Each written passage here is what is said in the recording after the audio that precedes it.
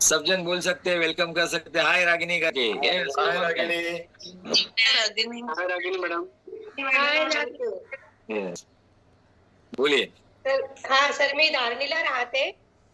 मला माझ्या कोच आहेत वंदना माहुरकर मॅडम. येस. मला 50+ झाल्यानंतर खूप सारे प्रॉब्लेम सुरू झालेले होते. मला अस्थमा झाला, त्यानंतर माझं वेट वाढलं आणि अस्थमा इतका होता सर मला की श्वास सुद्धा घेता येत नव्हता आणि माझ्या दोनही घुटण्यांमध्ये आणि कंबरमध्ये खूप त्रास व्हायचा मला चालताना.